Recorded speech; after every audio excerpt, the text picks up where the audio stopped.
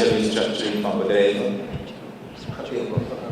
En hij is in meer dan 70 landen gewerkt en is door de Competitive Unit van Suriname gevraagd om te kijken naar hoe de toegang tot financiering in Suriname in elkaar zit en met voorstellen te komen, zodat we vooral op de diversificatie kunnen kijken wat voor beleidsmogelijkheden er mogelijk zijn en wat de obstakels zijn op het gebied. We gaan aan de heer Drum ongeveer een half uur geven. En de bedoeling is, we gaan het met een uurtje, half uur doortrekken. De bedoeling is dat we dan gelijk na de presentatie van de heer Drum overgaan tot discussies waarbij we input willen hebben om een action matrix in te vullen. Zodat we aan het eind uw ideeën, uw input kunnen meenemen voor dat stukje beleid dat gemaakt moet worden. Meeting, there will be some repetition, although I try and change the emphasis somewhat now. We're now focusing on action. This report was written based on a study which I did in cooperation with the Competitiveness Unit, colleagues there, Rowan and others. It was financed by the IDB, and the fieldwork was done in October last year. So 3 weeks ago, we presented the draft report, and that report is available, by the way. If you want a copy of it, I suggest you talk to the Competitiveness Unit, they have it. I don't think the final version is yet been cleared by the IDB, but there is a draft there which you can get access to. It's very hard to know how many there are. The surveys are not precise. Many of those enterprises may not be active, but that's a rough estimate based on data from VSB.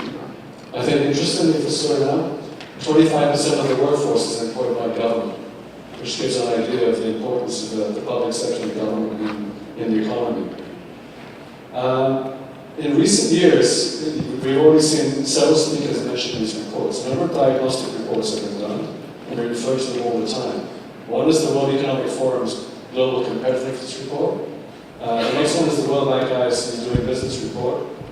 Another one is the World Bank Enterprise Survey that was done here 2 or 3 years ago. And then finally, the IDB's Compete Caribbean Private Sector Assessment Report. That report is also available in draft. And if you talk to Competitiveness Unit, then they'll be able to give you a copy of it. Very briefly, some of the findings of those studies. The reason I'm going through this is because they cover the whole of the competitiveness agenda, but I'm trying to put access to finance in its position relative to some of the other issues which have been faced. The World Economic Forum ranks Suriname 114 out of 144 countries. Those are the main constraints identified. Access to finance is among those constraints, among the top 3. The Doing Business Report, the World Bank's report, puts Suriname 164 out of 185 countries. That report has 10, it's a composite indicator, but it has 10 sub-indicators. And some of the areas where Suriname does not perform well are those sub-indicators you see there, 6 of them. Protecting investors. Suriname ranks 183 out of 185 countries for protecting investors. Enforcing contracts, 180 out of 185. Starting a business, 178 out of 185. Registering property, 171 out of 185. Getting credit, 159. And resolving insolvency, 158. Many of these categories have a major impact on access to finance. If you're an investor, if you want to put money into a company, you want to know your investment is well protected. You don't want a regime which doesn't protect your investment. You want to be able to enforce contracts. You want to know that the property is well registered and that the insolvency process works. So Suriname has some fairly serious problems in some of these key areas, which will have to be addressed if you want to improve access to finance.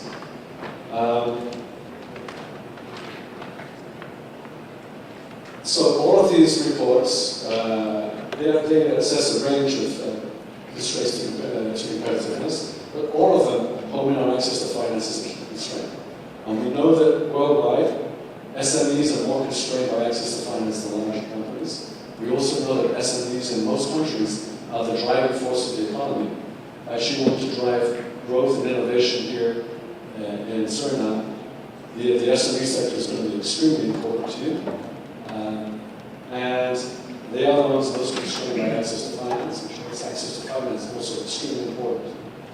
So the perception that you all have that access to finance here is a problem is more than borne out by the international research. Let's move to the access to finance issues. The diagnosis here actually is very close to what we heard from the government this morning. There's obviously a shared vision there. It was very encouraging to hear the governor talk about the central bank's vision of what needs to be done here, and some of the initiatives already underway. And as we go through the issues and the recommendations, you'll see a lot of synergy between what the governor said this morning. Let's take a look at the banking sector. There's a tension in banking sectors around the world between soundness and their development role. And government policies towards the banking sector shift from one to another. In times of expansion, in times of economic growth, the accent is on growth, it's on development, it's on new investment. In times of crisis or recession, the accent is on retrenchment and safeguarding the banking system rather than using it as a development tool. The new Basel III regulations have a strong focus on solidarity and soundness in the banking systems, and they're going to put increasing constraints on the banks and their ability to lend. So the balance between the developmental role of the banks and the need to keep a sound banking system has definitely shifted since the crisis in favor of soundness. In that area, Suriname performs quite well. If you look at these standard measures of performance, capital adequacy, return on assets, return on equity, add to that non-performing loans, only 8% across the sector, liquidity ratio, that's liquid assets over total assets, roughly 26%, those numbers are not shown here. Or not, no, they're not there. So on measures of soundness, the banking sector in Suriname is doing quite well. This is due to a number of reasons, including the policies mentioned by the government this morning, proactive measures by the central bank to improve supervision. We have a new banking supervision law passed in 2011, and there have been a lot of institutional improvements within the central bank, and they continue. Deposit performance, it's around 55% of GDP. That's the regional average for Latin America and the Caribbean. So you are mobilizing deposits in proportion to your GDP. Interest rate spreads, everybody complains about interest rates, it's like taxes. Does anybody think they're not paying enough taxes or not paying enough interest? Everybody thinks they're paying too much. The interest rate spreads are an indication of efficiency of financial intermediation of the banking system. So those who are not bankers or don't know what that means, basically it's the difference between the deposit rate and the rate of the lending. You put money in the bank, you get an interest rate. They take your money, they on-lend at a higher rate, and the difference covers their costs. So the interest rate spread in Suriname is about 5% for local currency. That's actually lower than the regional average. If you look at your competitors in other countries in South America and the Caribbean, that's not bad, it's not about performance. But the last bullet point here is the one we need to focus on. This is a developmental indicator. Is the banking sector fulfilling its financial intermediation role by getting the finances out into the private sector? The answer is for Suriname, not as well as many other countries. The standard measure of this is the private sector credit as a percentage of GDP. In 2010, it was 23%. This is among the lowest in the region. Even small countries in the Caribbean are lending 50, 60%. Close to 100% in some cases of GDP to private investors. So why is this? And this is one of the reasons, one of the things we need to get in here looking at the diagnosis. What does the Suriname banking sector look like? Well, it's highly concentrated. 80% of the assets or the loan portfolios are in the top 3 banks: DSB, Hakkoden, and Royal Bank of Canada. State ownership predominates.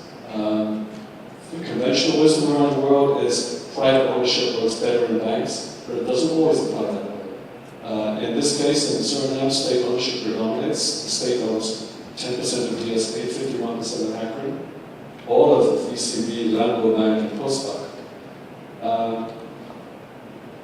Financial infrastructure is also important.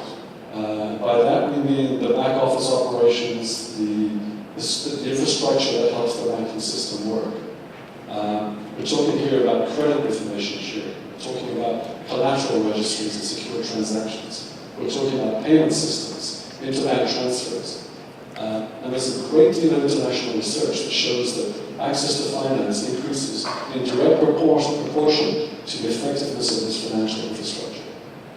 So look at that low figure of 23%, actually possibly gone up to 24 or 25% this year. It's still low. And then look at the fact that in Suriname there's no formal credit information sharing mechanism.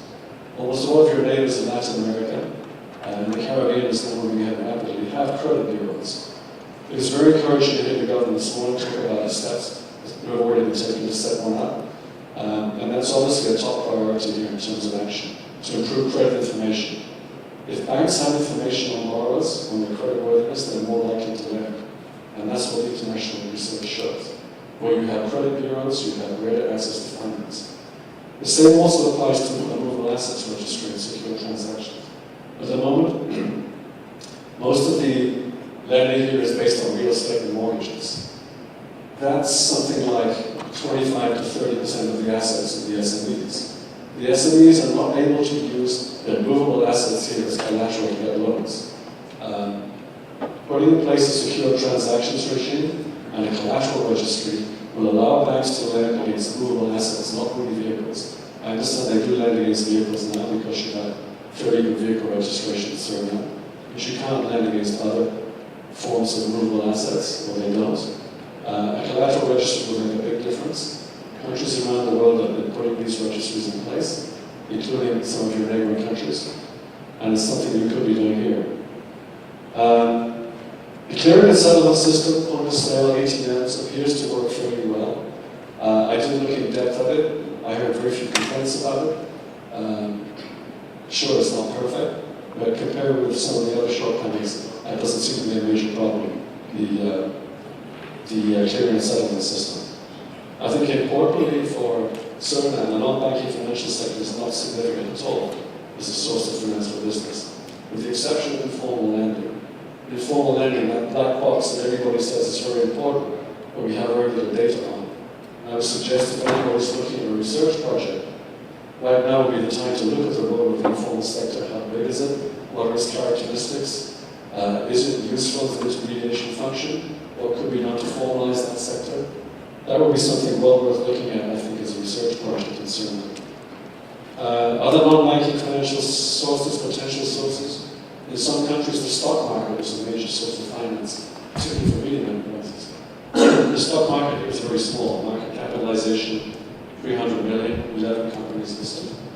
And the total trade, I think, last year was about 2011 was $200,000. Very thin trade. Credit unions account for something like 5% of loan assets, or even less. There's a history here of state-sponsored credit lines, as in many countries around the world. And we also heard this morning that this is a fairly checkered history. Most countries now are winding down and not renewing their direct intervention in the market rate in this form. The history has been that these loans tend not to get repaid, they tend to get revalued as grants, they don't go to where they're intended to go. I'm talking about world experience now, not so much Suriname, although from what I heard, that seems to have been reflected here as well. The trend now in terms of state intervention, direct intervention in the market, is more towards partial credit guarantee schemes, and we heard about one of those this morning as well. And I saw a very interesting proposal prepared by INTEND and SPF, which was going to be for Dutch funding, but I think that's been shelved now due to lack of treaty funds. So, but I think an interesting point here, availability of credit, paradoxically, doesn't appear to be the issue in Suriname, as it's not in other countries. There is credit in the banking system. The problem is getting access to it. It's getting bankable loan proposals, it's meeting the risk criteria, the return criteria, it's having a collateral, it's all the other things. It's not the availability of credit, which is another good reason for not putting more money through the system. But it is a good reason for trying to reduce the risk, possibly through partial risk credit guarantee schemes. So what are the main access to finance impediments that we came up with during the study? Well, the first one is the central bank reserve requirements. Our colleague from the central bank mentioned this morning. The main instrument you use to ensure stability is the reserve requirements. At the moment, they're 25% for domestic currency and 45%, I understand, for foreign exchange. It went up from 40% in January. These are very high requirements. They do help ensure stability. In the case of the dollar rate, they help, excuse me, they also help reduce dollarization in the economy. But these deposits, or these reserve requirements, are money taken out of the banking system, money that banks cannot lend. And to be able to remain viable, they have to make more money on money that they do not have, which means a rise in interest rates. Loans are secured mainly by real estate here. As I mentioned before, there's no movable assets registry or developed secure transactions regime. And that's an area, in addition to the credit bureau, where action could be taken fairly quickly to get some fairly quick results. We've talked about lack of formal credit information sharing. The banks themselves have tended to focus on larger borrowers. This is a natural tendency in many countries. Larger borrowers take larger loans. One loan officer can process a lot more of a loan than they can by going to a smaller bank. Larger companies tend to have better accounts. They tend to be better known. And for that reason, they perceived to be more creditworthy by the banks. This is reflected then in the structure of the banks themselves and the loan products they offer. They tend not to have products geared to SMEs. Their loan officers tend to focus more on servicing big companies and don't have the expertise that you would find, for example, in a microfinance institution, where there's much more outreach to the borrowers and hands-on technical assistance. My sense is that this is changing from the banks I spoke to here. I spoke to most of the banks. They're all setting up SME lending departments. They're looking at improving their product range. So I think we can expect to see some changes from the banking side in the near future. A very important point that was made this morning, I think, by the governor and by others, is the inadequate financial reporting regulations and practices in Suriname. The World Bank study last year, the so-called ROSC, the report on the observance of standards and codes, concluded that the situation is pretty dire in Suriname. We came up with a series of recommendations to deal with it. You don't have internationally recognized accounting standards here. There's no requirement for international audit standards. The accounting profession is very underdeveloped in numbers of accountants, and there's a real need to improve training of accountants here. What it means is, since there's no requirement to produce good accounts, the enterprises don't produce good accounts. They have no incentive and no compulsion to do so. That makes it more difficult for banks to appraise their creditworthiness and the value of their loan proposals. It makes it more difficult to prepare loan proposals because you don't have financial information. It's a very pervasive problem, which will probably take a long time to fix, but will have to be fixed if you really want to move up the scale in terms of improving your access to finance. Let's look at the recommendations that came out of the study. There are actually 7.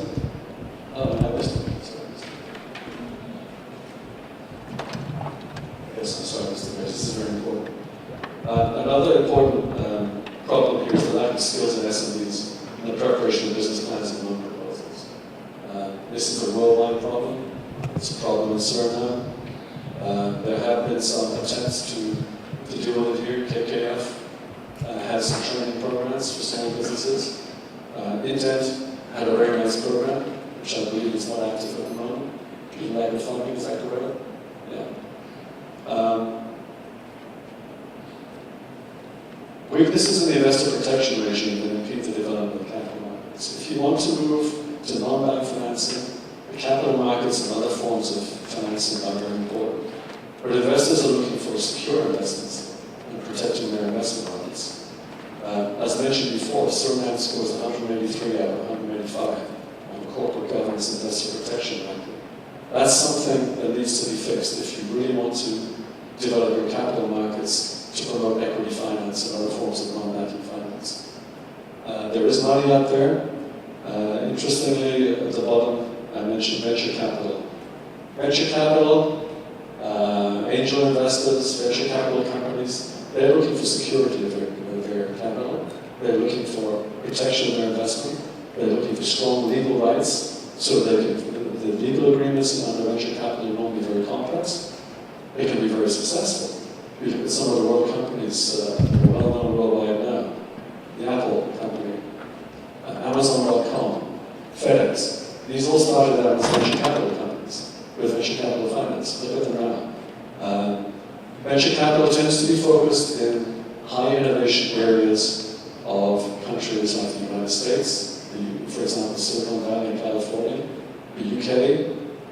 They're big in, where else? Hong Kong, Singapore.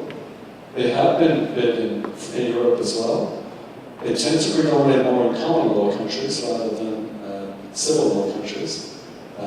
So you need to look at that balance between the civil law you have now and the possibility for common law type legislation to facilitate them. They tend to be driven by an existing strong capacity for technological development, and Silicon Valley is a clear example of that. But nevertheless, venture capital is something you should be looking at down the road, but you would have to fix your investor protections before you can attract that kind of money. There are other tools here, the second from last bullet point, which can be used, and these are not used here either. Leasing and factoring. Leasing essentially is where the enterprise doesn't own the equipment or the capital good which is invested in. It leases from a leasing company. That way, ownership rights don't have to be dealt with, and that way, the financier can focus on the cash flow of the company rather than the internal accounts of the company. Factoring, another very interesting method of financing used in many countries, is where a lender or a factor will provide funds to a company and secure that from the receivables of the receivables. Sorry, they would lend money to a company, and the company they would rely for security on the customers of that company. So basically, let's say I'm a small business. I'm selling to Staatsolie, I'm selling to a mining company. The creditworthiness of Staatsolie and the mining company is higher than you. So what the factoring company will do is say, I will put a claim on the payables or the receivables, the payables by those big companies at a discount. So the company that's actually doing the financing doesn't actually see the money. It goes straight from the buyer to the financing company. Factoring, there are various versions of factoring. They require usually special legislation, as does leasing. So let's take the 7 sets of recommendations. The first one is obviously the Credit Bureau, and actions are already underway. From what I've seen of the draft law, it seems to meet with best international practice. It makes provision for independent ownership, comprehensive sharing of all credit information, not just bad credit, but good credit as well. Wide coverage of credit sources, not just banks, also retail outlets, public utilities, and so on. My understanding is they intend to use internationally available expertise. I think the IFC is going to be involved in working with the central bank on this. And since it's a new concept in Suriname, public consultation is extremely important. And I heard the governor say this morning that there will be public consultations coming up in March. So it seems you're very much on track. It could take 2 to 3 years to get it up and running, but the payoffs could be very large in terms of decreased risk to the banks, better transparency, and more availability of credit for small businesses. The next one, which I haven't heard mentioned here yet, but which could be a very good quick win, well, let's say 2 to 3 years, is the secure transactions regime and the creation of a movable assets registry to allow banks to lend against things other than real estate, vehicles, or salaries for civil servants. This requires fairly detailed technical review of the legal framework governing property rights and collateral, and to make changes where necessary. It's going to involve a team of local lawyers, probably international lawyers, who will probably want to hire people who've done this in other countries. The important design consideration is the need to cover all movable pledge collateral in Suriname make it comprehensive. To limit the information in that just to security interests, you're already concerned with the use of items as collateral. To make it online, accessible at all times, to make it very secure, and to make it subject to data entry by the people who register the collateral. You don't want to have to go to somebody's office and have somebody else enter the data for you. It should be done directly. The next area is accounting royalty rules and standards. This World Bank report that I mentioned to you, the ROSC, came up with a whole series of recommendations. As I think it was the governor who mentioned this morning. This report is available, it's on the World Bank website. It's well worth getting a look at. It goes into great detail on issues in the accounting and royalty practices and so on, and makes a set of very detailed recommendations. The key ones are these. To draft an accountancy act, and I think you already had a draft act. To strengthen the capacity of SUA, the Accountants Association. To establish the Securities and Exchange Commission, and to continue to improve central bank supervision capacity. And then, importantly, to phase in the new reporting requirements that are very compatible with the development of accounting capacity. And there are internationally available accounting standards that you can adopt. There are special accounting standards for SMEs, and there are many examples of countries that have phased these in that you can learn from. I think this probably comes also under the category of financial sector infrastructure, accounting standards, credit bureau, collateral registry. The important thing, very important thing for you here is that you're moving from a fairly low base. When you look at those indicators I mentioned earlier, you don't perform too well against many of these criteria.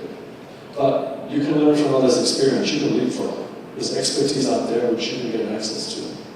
So you can adapt those to your own circumstances and you can move fairly quickly on making improvements here. You could very quickly start to move up the indicator rankings, as well as improving access to finance.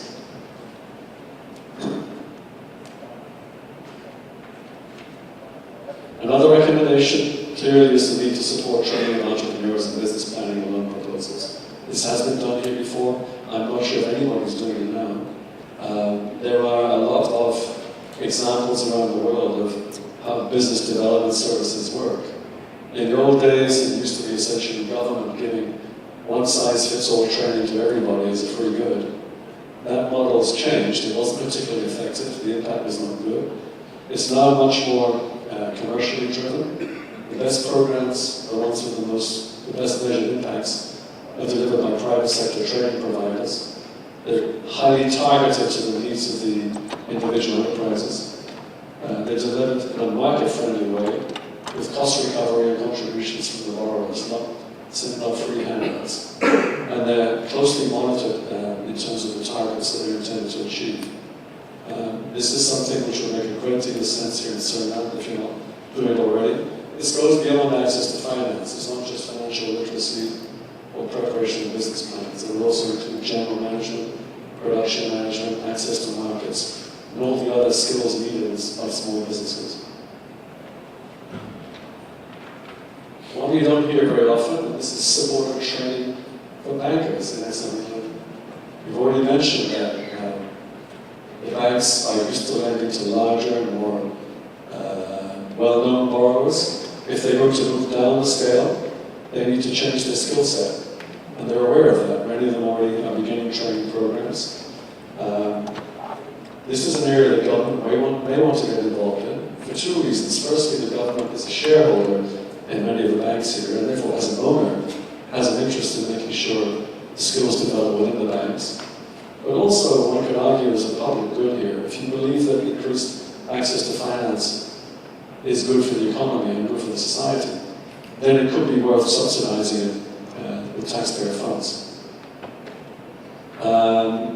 Again, a lot of design considerations such as select an institution to deliver it. Will this be done through an existing banking institution? Would you create a new one? Would you do it through the central bank? And then select what it is you want to train the banking officers in. And some suggestions are there. Risk appraisal and management, loan products and pricing, collections, information systems, and compensation and incentives for loan officers. All of which will be different from dealing with large large corporates. The next one is a very broad one, and it involves the non-banking financial sector. Firstly, the stock market and investor protections. As I mentioned before, if you want to generate equity capital here, the investors have to know that their investments are protected. You have to deal with this issue of corporate governance shortcomings here in Suriname. Now, there are some of the international agencies, the World Bank, I know, for example, there's a corporate governance WASC, that's like the accounting WASC, where they will review the practices in the country in terms of information disclosure, accountability of boards of directors, compositions of boards of directors, and the ease of shareholder suits. How easy is it for a minority investor to take a process through the court to protect their investment? The kind of outputs from such an exercise would be possibly a new code of good corporate governance, certainly improved financial disclosure, as I've just mentioned, roles and compositions of boards, and increased CEO director accountability. So that's one actually subset of recommendations to improve access to non-banking financial sources. Another one is a new capital markets law to regulate the market participants. My understanding is that the central bank has drafted such a law, I think. It would make sense to review that law and enact it. You may want to consider creating a Securities and Exchange Commission, which you don't have here at the moment. I think the capital markets are supervised by the central bank itself at the moment. If you want to go for venture capital, you need to look at the taxes and incentives which will apply to venture capital markets. What incentives are there for innovative investments? Any tax breaks? What regulations are there? Is it difficult to set up a venture capital company here? That would need to be looked at.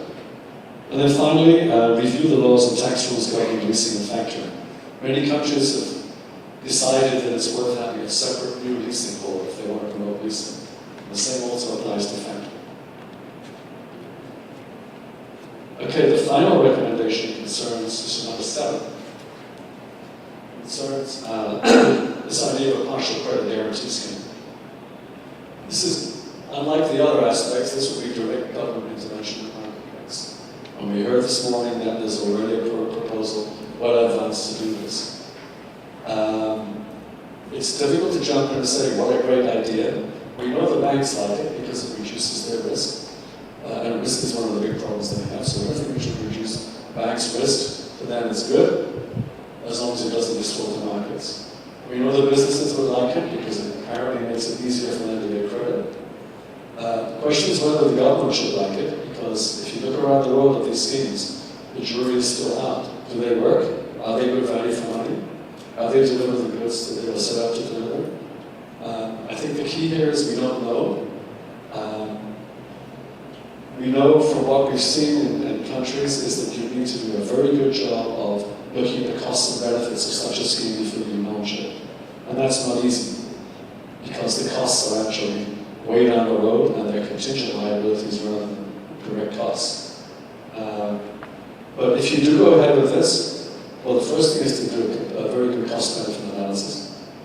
The next one then is to establish monitoring and evaluation criteria in advance and apply them rigorously.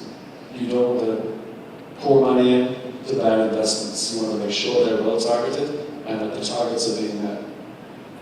The focus should be on building capacity, particularly risk management skills within lending institutions. And in fact, if you do go ahead with this scheme, this might be the vehicle to help with training your bankers. Along with the partial credit guarantees, you could have a training component to help improve the capacity of the banks. Lessons around the world, other lessons around the world are private institutions and implementation are possible rather than government. In the Suriname context, it will make sense for the central bank to supervise the operation. The beneficiaries should be SMEs, they should be targeted, and they should be required to provide collateral or other security, certainly take a share of the risk and the repayment, and the participating financial institutions also should be required to cover a share of the risks.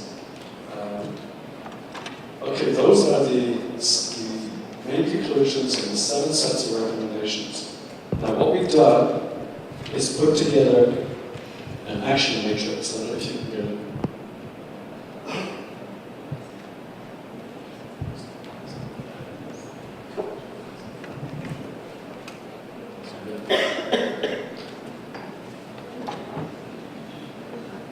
tried to do here is look at those 7 sets of, this is the preamble for the next phase, where we actually look at an action plan. These are suggested actions that come from the study. First one is, what we've done here is what's already been done, what is proposed in the short and medium term. A suggestion is that we should take the lead, but this is very flexible. This is for you to decide among yourselves as to where the lead should be for these various types of actions. And there are 3 columns at the end: technical difficulty, political difficulty, and likely impact. As you go down the final column, likely impact, it's high in all cases. There would be a real payoff in taking action in these 7 areas. The payoff could come sooner rather than later in some cases, but in the cases like improved accounting, better corporate governance, now is the time to start, even though it may take a few years. Now is the time to get things moving. Technical difficulty, that varies from medium in most cases, high in some cases.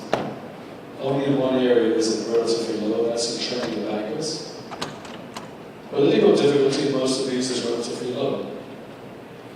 So let's take the first one, improve availability of credit information on borrowers. Central banks have already taken action. The action now is to actually get on with it and do it. This is probably the most important short-term action you can take. The central bank has already established its leadership role here. It would appear to make sense that they'll continue to do that. Bearing in mind international best practice, that the credit bureau itself should probably be privately owned and managed, and probably not owned by the banks. That would be something of a potential conflict of interest. And experience around the world is that better if they are independently owned. That's something for you to work out in your options. Next one, secure transactions reform. I was told during the last meeting here that some initial work has been done on this. I don't know exactly what's been done. But what's needed if you decide to go ahead with this is a complete review of the legislation governing secure transactions and the assessment of alternative models for collateral registry. Again, it would make sense for the central bank and the Ministry of Finance maybe to take the lead here. But probably the Bankers Association should be involved here as well. Medium technical difficulty. One of the benefits about this kind of work is that there's a whole practice out there around the world in setting up collateral registries. There's a lot of experience, there are lots of toolkits available. If you go on the World Bank website, the IFC website, I'm not sure about IDB, you will find very detailed recommendations on how to set these up. And it will make sense to get international expertise to help you. People who've done it in other countries, teamed up with local expertise to make sure that something is designed appropriate for you. We said medium difficulty, low political difficulty is not a political issue, and very high impact. So this is another action on financial infrastructure. It's getting the basics right, which could have a real high impact in terms of access to finance. Third one, improve quality of available financial information. The ROSCA mission, analyze the needs. Other people still have been analyzing the needs as well. The proposed short-term solution is the preparation of the Accountancy Act. The medium and longer term is the strength and capacity of the Accountants Institute and educational institutions. Technical difficulty, medium to high.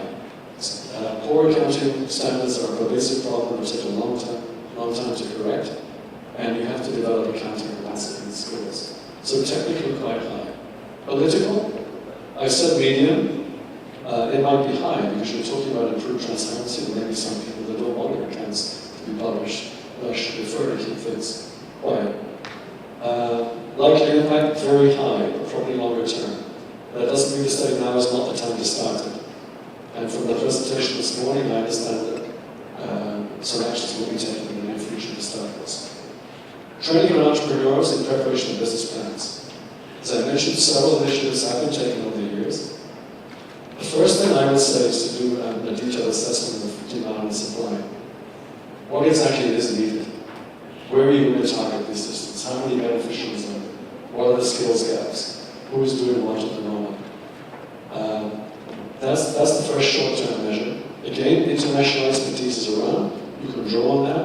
There are a lot of experiences of these programs in many countries, including in the region here. We mentioned Suriname Business Forum as the possible lead agency here, simply because that's the umbrella organization, public-private partnership. I'm sure the Women in Business Group will have an interest here. I'm sure the private sector associations will have an interest. The Chamber of Commerce will certainly have an interest. The educational institutions will have an interest. So there's a question mark there as to who should actually take the lead there. Political difficulty low. It shouldn't be difficult to implement this. There are obvious benefits to everybody. Likely impact very high. We have 3 more areas. 3 more areas quickly before I finish. Training of bankers. Well, the banks have already started training their loan officers. Again, there's a need here to look at supply and demand, and it looks like the Bankers Association, also in partnership with the central bank, will be the lead agency if you decide to go ahead with such a program to coordinate it. The program could be designed relatively quickly, technical difficulties low, political difficulty low, likely impact potentially very high. So that's a government policy decision. Does it want to get involved in supporting the banking sector? Alternative financing, number 6, alternative financing sources and instruments. The central banks already drafted a new securities law. In the short term, it will make sense to enact that law. In the short term, it will also make sense to do a complete review of your corporate governance codes and practices in Suriname. The indicators don't look good at all. Investors know that. If you want to get your stock markets, venture capital, and other forms of equity up and running, you really have to do something like good corporate governance. And obviously the benefits will go way beyond that as well, in terms of improved enterprise management, better transparency in the society, and so on. So in the short term, that makes sense to review corporate governance practices, to do the same with legislation governing venture capital, and also the laws governing leasing and factoring, and maybe other innovative forms of financing as well. The last time I was here, somebody suggested incentives for enterprise finance, direct finance from larger enterprises to smaller enterprises. That is also something that can be looked at. Technical difficulty, medium to high. There's a lot of, well, who would do it first of all? Central Bank, Ministry of Finance, Bankers Association, Business Forum, everybody has an interest in this. Medium to high, there's a lot of analysis here. A lot of changes will be needed drawing into laws. Political difficulty for that reason is also medium. Again, likely impact very high, particularly in the longer term. Finally, and this is the only area where I've not put a likely impact, uncertain. And this is credit guarantees. You have 2 proposals on the table. We've heard that this decision has been taken to go ahead with one. The first step I would suggest would be a complete, very rigorous assessment of the costs and benefits of the scheme to make sure you design it in a way that it really is effective and it represents good value for money. Who would be doing this? Well, I put SDF Intent because they were involved in the proposal that would have been funded by the Dutch, the Bankers Association, Ministry of Finance, Central Bank, everybody's involved in this. And I understand you're already starting consultations. Technical difficulty, medium. Political difficulty, low. There seems to be very strong support for this in the society. Likely impact, you need to evaluate it. As I say, the jury is still out on these schemes around the world as to whether they work or not. But many donors are supporting them, the World Bank is supporting them, IDB is supporting them, and I'm sure you could get support here as well. So let me stop there. Thank you.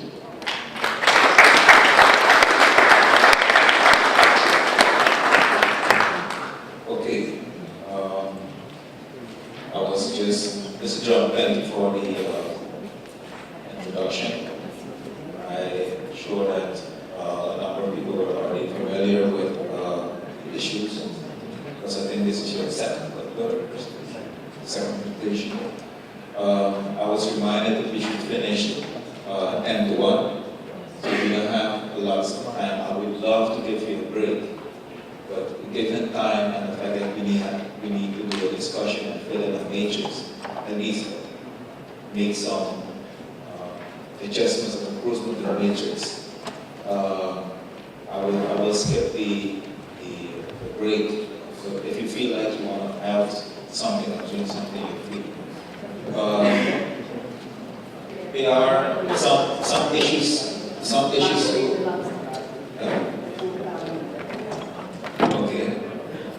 Okay.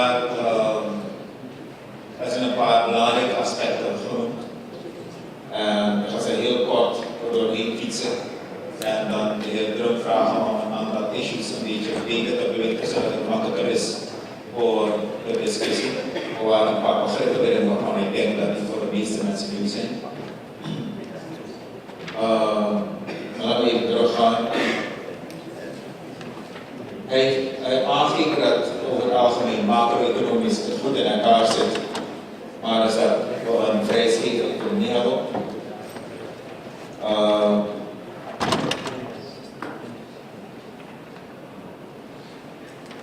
Er zijn een aantal drempels die hij genoemd heeft,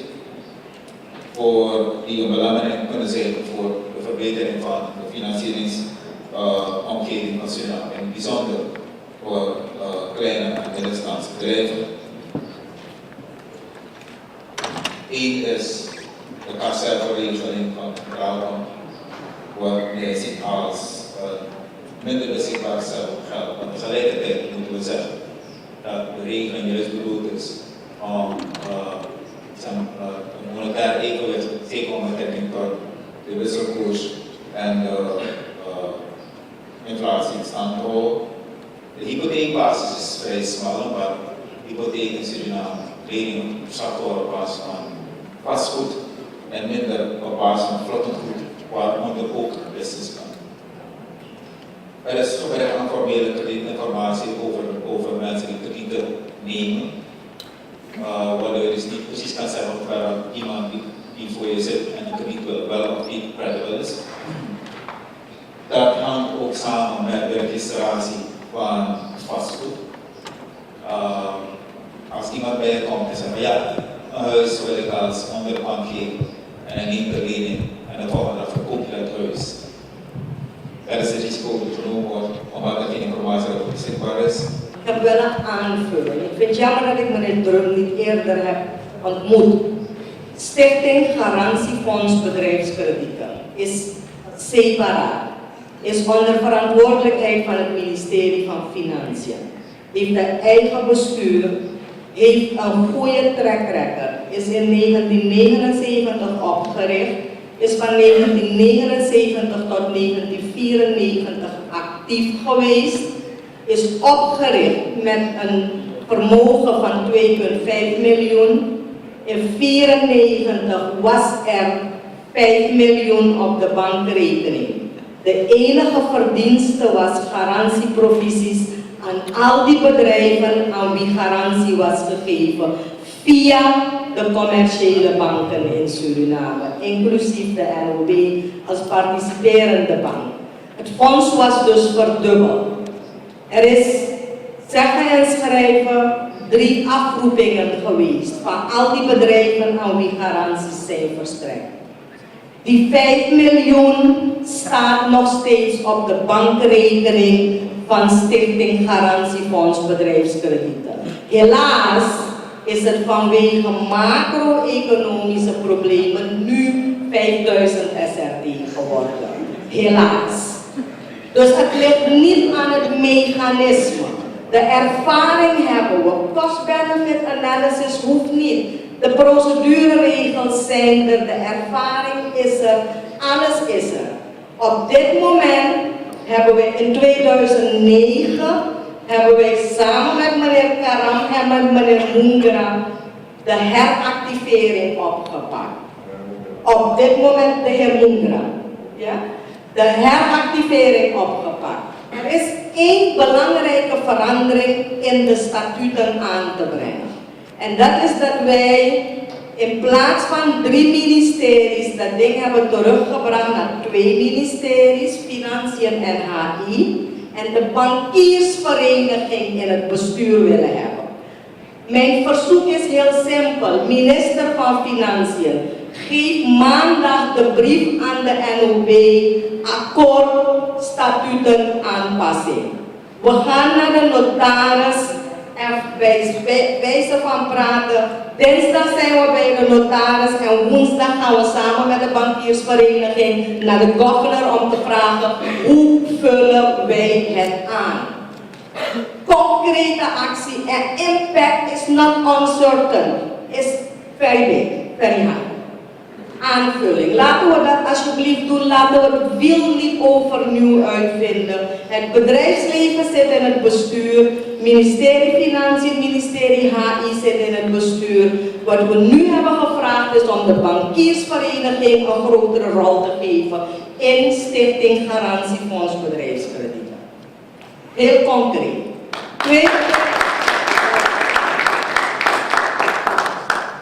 Tweede punt wat ik wil aanbrengen is, fonds technische bijstand particulieren bestaat er ook. Fonds technische bijstand particulieren, Jayanti, mevrouw Hindori heeft er net naar verwezen. Het is een fonds waarmee bedrijven worden ondersteund middels het geven van een 0% rentefinanciering. In de tijd, en dan is direct wat ik ga zeggen tegen entrepreneurs, in de tijd was er ook geen dekking. Die mensen hebben, de entrepreneurs hebben krediet genomen, 0% rente, en ze weigeren terug te betalen.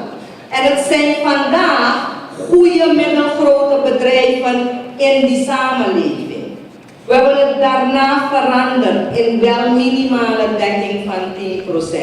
Maar helaas is die grote groep die weigert. Ik vecht nu met een groep die mij 200 SRD per maand moet terugbetalen, zodat het fonds revolveert om andere nieuwe entrepreneurs te kunnen. Laten we ophouden. Als je een eerlijke entrepreneur bent, 200 SRD per maand is geen geld, is 0% rente. Je kan daarmee trainingen financieren, marketingstudies financieren, pilotprojecten voor nichebedrijven financieren. Je kan daarmee feasibility studies laten financieren, 0% rente. Ook dat fonds vragen wij, minister, geef mij beleid en stop alsjeblieft meer geld in dat fonds. Concrete acties. En dan finance factoring. Gisteren heb ik een overeenkomst gesloten met 10 landbouwers die zijn gekoppeld aan een verwerkingsbedrijf om hun microfinanciering te kunnen geven. Het is een aanvulling. Factoring bestaat, leasing bestaat, het is alleen op een low profile. En als meneer Drup, als u ervaringscijfers wil hebben, you're welcome.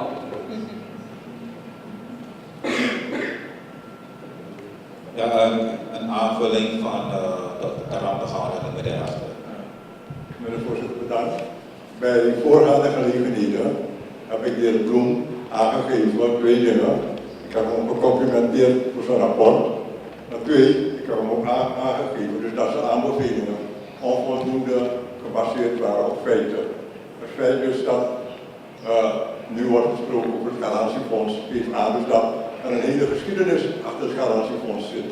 Maar er zijn ook, dus daar is zojuist uitvoerig over aangegeven. Dus het is dus niet zo dat we niet weten wat we moeten doen. Het is eerder zo dat we dus niet doen wat we weten wat we moeten doen. En dan, als ik kijk naar de onderbouwing van de aanbevelingen, dan geef ik eigenlijk een concreet voorbeeld aan.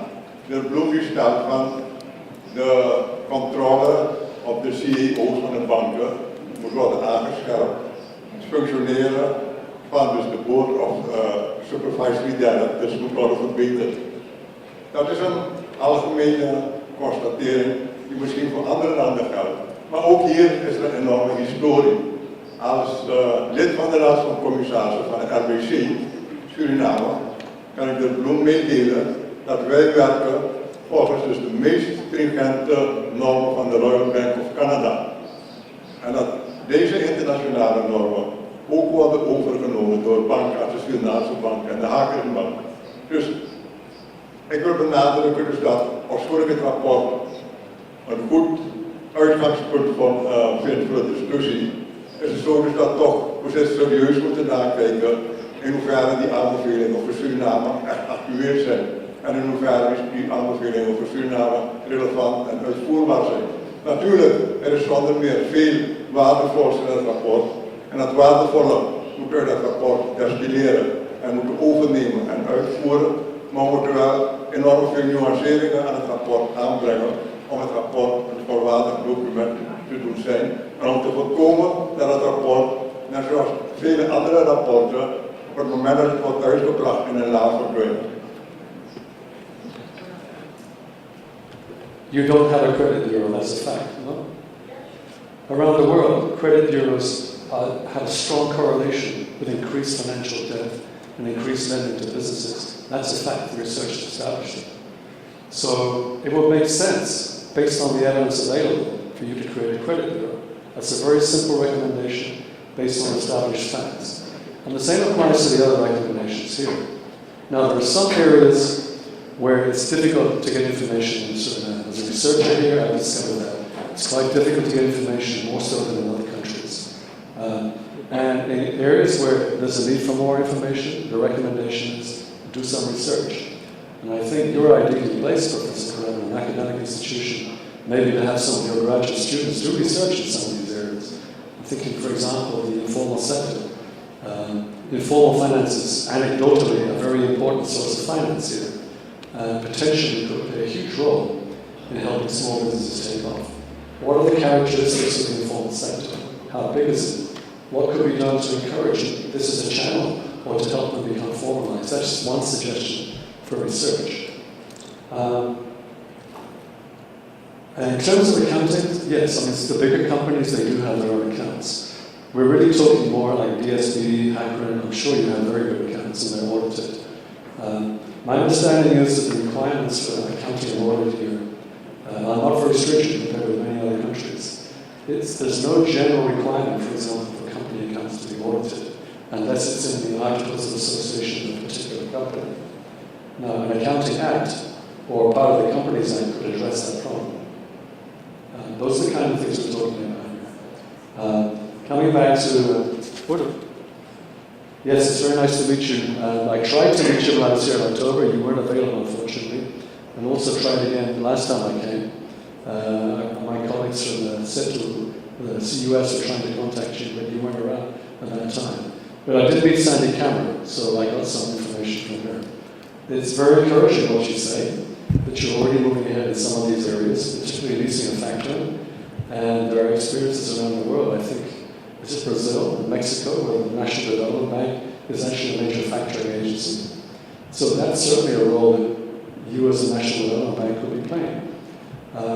From what you're saying, you've already developed your proposals for the new guarantee facility to a fairly high degree. That's good news also. It's not developed, it's a reactivated. Reactivating what was there already, the guarantee fund, yeah.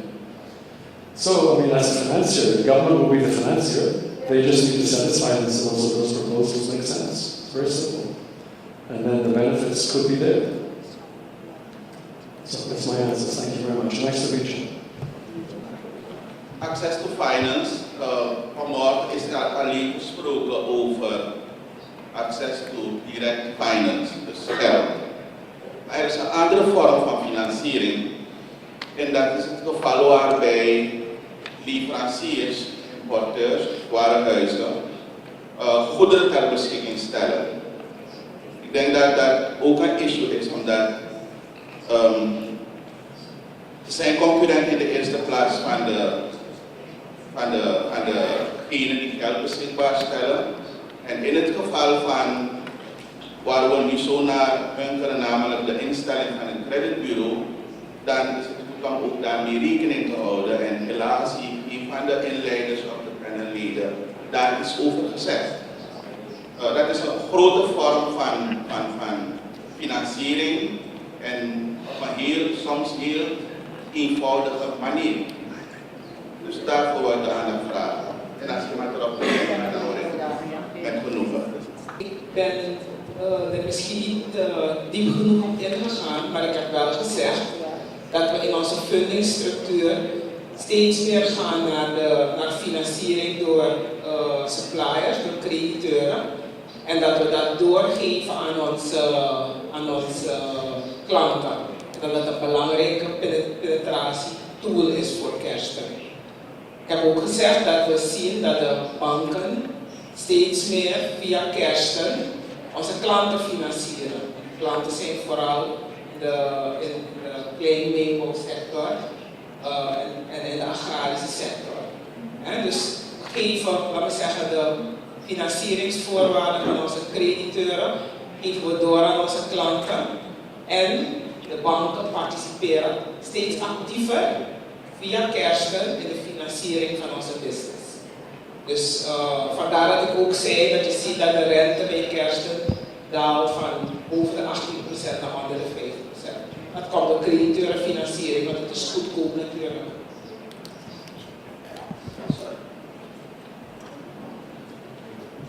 Dank u wel, mevrouw Sommer. Dat heb ik begrepen, maar ik heb het meer over een andere groep. Er is een andere groep.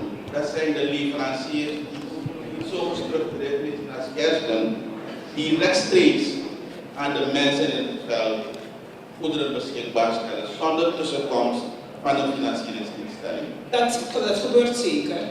Dat gebeurt zeker. Daar zijn we ook van op de hoogte dat onze klanten rechtstreeks gefinancierd worden door hun leveranciers. Klopt. Hebt u één vraag aan?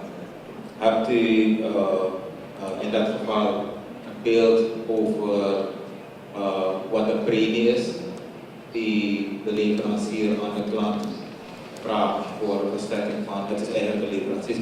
Hoe duur is het? Hebt u daar enig mee zitten? Wij hebben geen statistiek als zodanig, maar uit ervaring en wat mensen ons vertellen, dat gaat soms om heel hoge rentes. En in de meeste gevallen is dat niet te zien, omdat er een prijskaartje wordt gegeven aan de goederen die worden geleverd. We hebben in een paar gevallen zelf een beetje met de technologie gekeken. En als je weet dat een microfoon geïmporteerd in het buitenland kost $10 en het wordt hier aangeboden voor $100, dan begrijp je dat als je kosten aftelt, dat je daar minstens 40, 50 en daarboven procent aan extra kosten betaalt.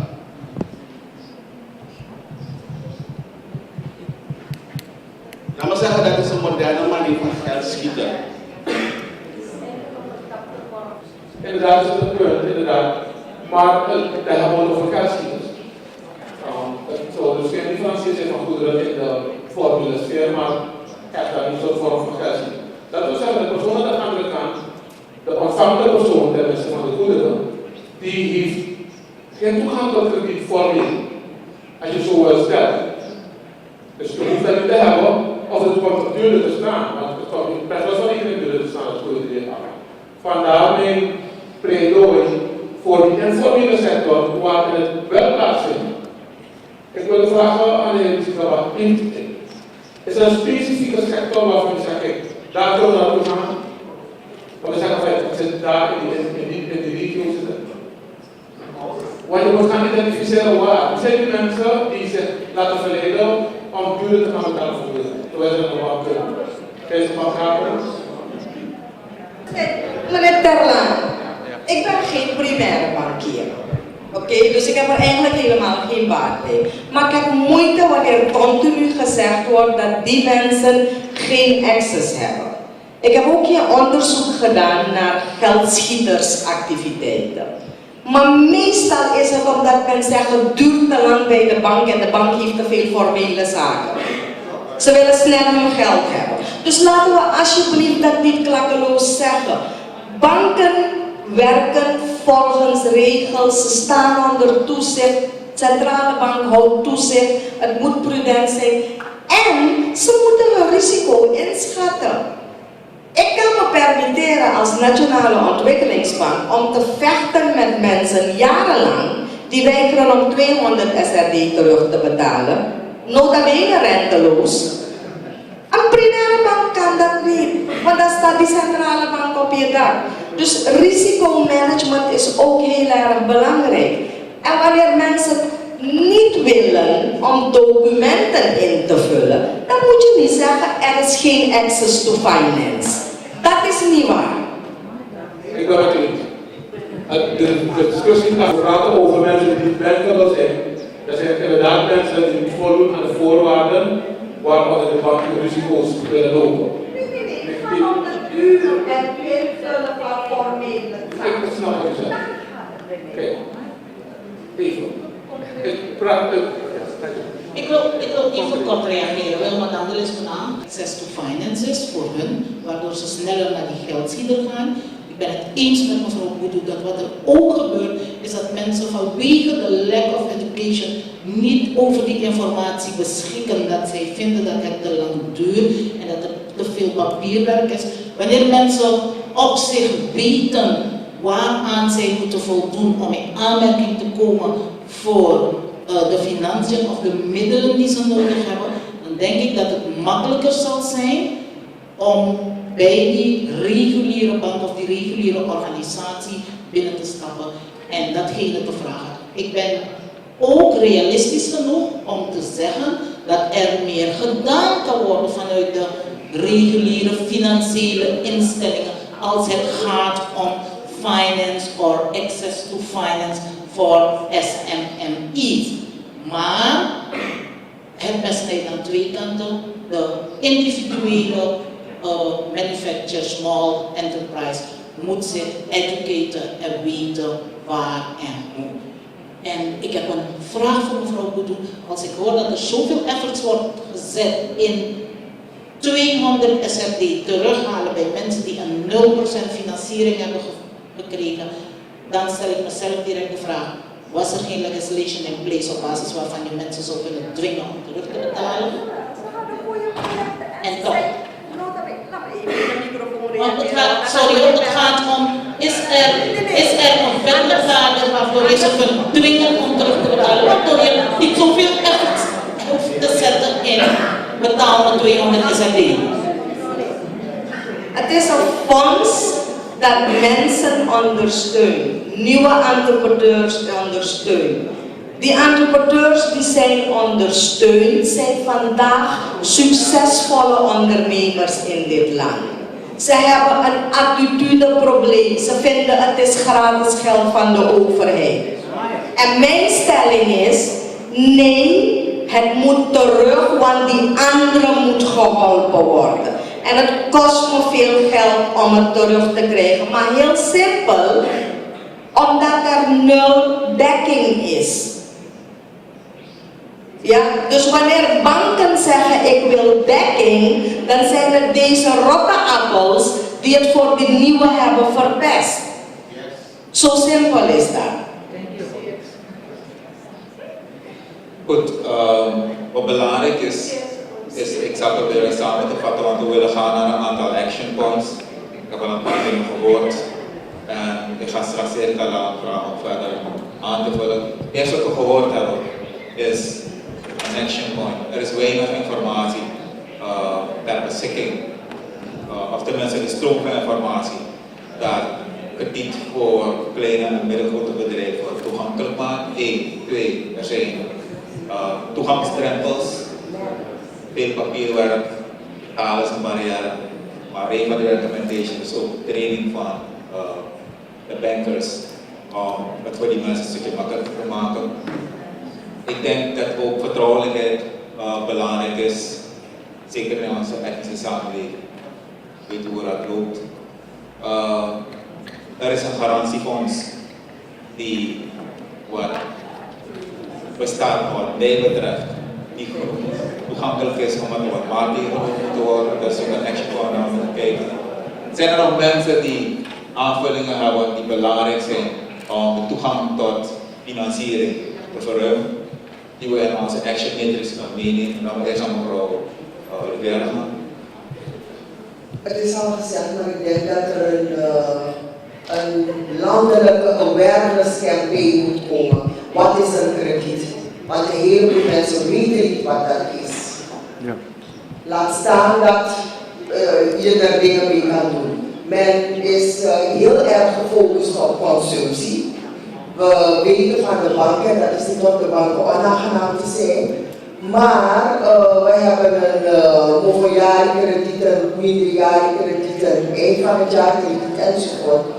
En ik denk dat de mensen onderwezen moeten worden dat geld kost. Dat geld consumeren je in feite een paar stroken om je nek doen. En we hebben het over small and medium-sized enterprises, de micro erbij voegen. Die mensen moeten bij wijze van spreken weer in de schoolbank gezet worden met een telraam of een calculator en opgevoed worden. Geld kost geld, er moet awareness gecreëerd worden, we zijn er niet mee opgebracht. We zijn er niet mee opgevoed. Geld kost geld en geld moet je zodanig ergens in stoppen dat het weer geld gaat maken. En die onderwijs missen we. En wij als microkredietinstellingen hebben het budget niet om dat te doen. En ik denk dat het een verantwoordelijkheid, mede-verantwoordelijkheid is van de overheid. En ik wil even aanvullen, niet om in de discussie te gaan. Als we in de coöperatie praten over bankables en non-bankables, dan zijn het mensen die de toegang tot krediet, zoals u hier heeft opgemerkt, dat je te veel zaken moet gaan invullen en dat ze niet aan die voorwaarden voldoen. Wij hebben wel een manier van deze mensen bankable maken, dat wil zeggen, we leren ze. Het begint met sparen, je leent en je spaart. Dat bedoel ik met het woord bankable. Dus ik ga niet zo zitten over dat ik een onderscheid wil maken tussen mensen die voorheen moeten, maar alleen maar de awareness. Dat hebben we als de coöperatie achter ons. En daar sta ik voor als ik praat over bankables. Dus inderdaad is het zo dat je gaat, en dan wil ik terugkomen wat de heer Misikawa naar voren bracht. Wie zijn die mensen die zich zo laten meenemen? Education is belangrijk. En awareness. Dat ben ik helemaal mee eens. Maar wij zeggen op een gegeven moment de scholen en je begint te sparen, je leent en je spaart. We kijken along the way hoe we motor eraan kunnen vastroken, want er zijn mensen inderdaad die niet kunnen besparen. Daar heb ik gewoon terug met het onderdeel.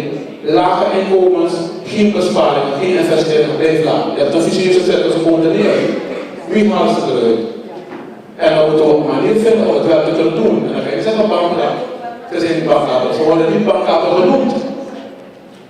Goed. Maar er moet een mogelijkheid zijn dat je deze mensen uit het isolement haalt. En daarvoor zeg ik, er zijn coöperatieve principes. En dat wat die handvaters net even aangaf ook. Ten aanzien van bundel je samen in een grote groep.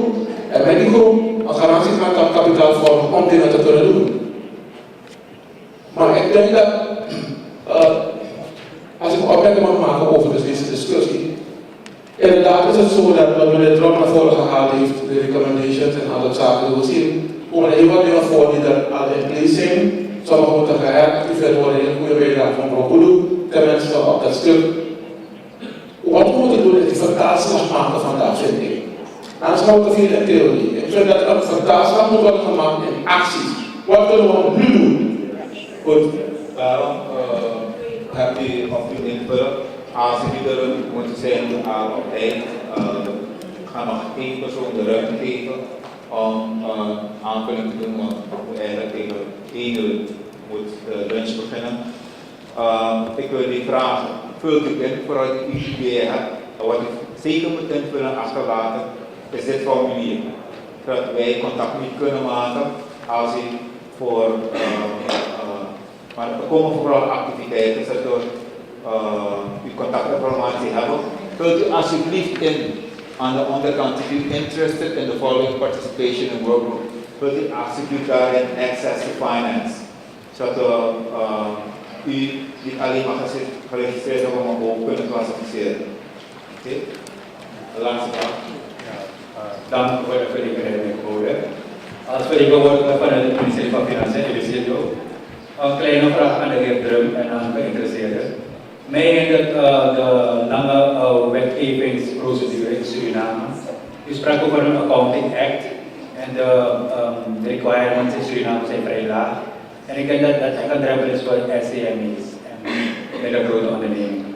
De heer Drum, concreet, denkt u dat IFRS, zoals het bij Kersten is geweest, Bergendal kwestie enzovoort van IIC, te hoog gegrepen is in deze situatie in Suriname? vanwege die lange wetgevingsprocedure, AFVM, Staatsraad, de Assemblee enzovoorts, heeft u dus IRS, de International Financial Reporting System, requirements, de standards, is dat ook te hoog gekregen? Heeft u een transitieperiode misschien voor de SME report van de governor van morgen, dat een MOU zal worden ondertekend met de IDB, INC?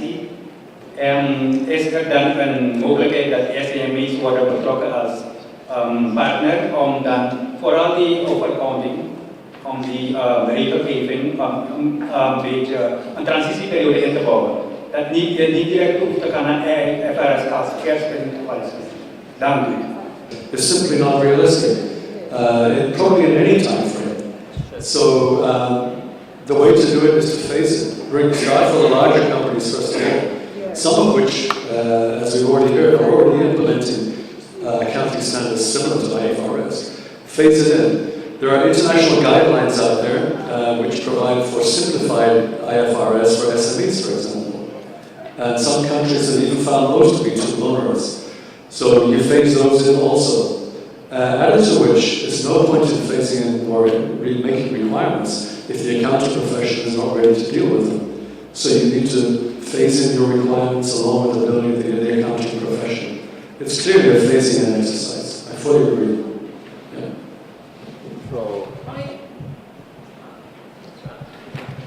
Yeah. Mag ik hierop antwoorden en zeggen dat wij ook 2 jaar de gelegenheid hebben gehad om van Dutch GAAP te gaan naar IFRS. Het is niet zo geweest dat we het in 1 keer hebben gedaan.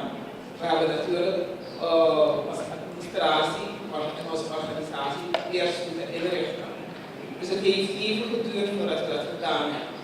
2, 3 jaar geduurd voordat we full IFRS waren. We hebben het in fase gedaan en in waren we full IFRS. Maar wil je internationaal bankabel worden, moet je een accounting standaard accepteren die gangbaar is. Dat is heel duidelijk. Goed mensen, het is nu 1:05 en mij wordt gevraagd om dus niet in de lunchtime te gaan. Ik wil u nog steeds op het hart drukken, vult u formulieren, laat dit alsjeblieft op die tafel liggen en dan wordt door onze administratie. Bedankt voor het woord. Bedankt.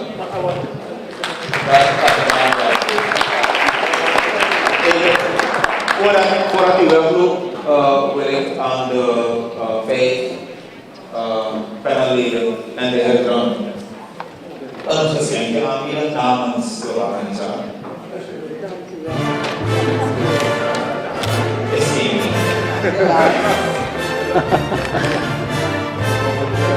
Not one. I need a brother.